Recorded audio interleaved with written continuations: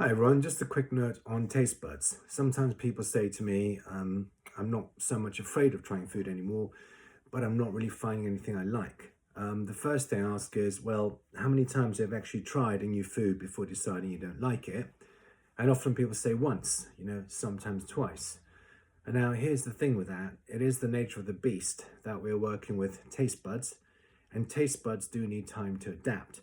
And it sometimes won't be one or twice, it'll be longer.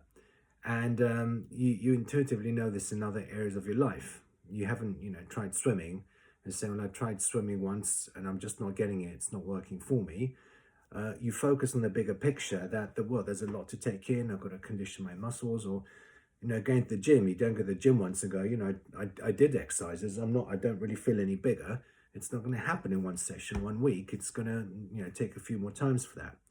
So the point is, it's always about focusing on the big picture. I'm doing the work, laying the foundations, in this case, muscles or for taste buds, to adapt to the foods and stimuli I'm going to expose them to. That's the big picture.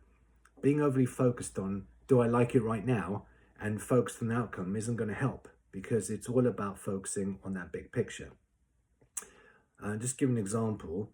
I was, until recently, drinking semi-skimmed or half-fat milk with my cereal. And so I read an article that skimmed milk, no-fat milk is better. So I thought, okay then. So I switched to no-fat milk. I put it in my cereal. I look at it. It looks really different. It looks kind of watery and thin, and the color's different. And I eat the cereal, and it doesn't taste as nice. So here's my brain thinking, oh, not sure I can, adapt to this, but I might as well finish the bottle of skim milk that I've bought. And a funny thing happens, by the time I've come to the fourth day of eating my cereal, so it's not so bad. A little bit of cinnamon, maybe a bit of honey, it's sweetened up, and it's quite nice. And now I'm fully okay with it. By the way, I finished my bottle of skim milk. There's a little bit left in the semi-skim, the half fat. I put that on my cereal instead. I ate it there, and it seems too thick and creamy. So that's taste buds for you. The brain, taste buds, etc., they can all adapt very quickly. So do bear that in mind. Stop waiting for instant feedback, instant change, and really focus on, I'm laying those foundations for anything, for conditioning my body, conditioning my taste buds.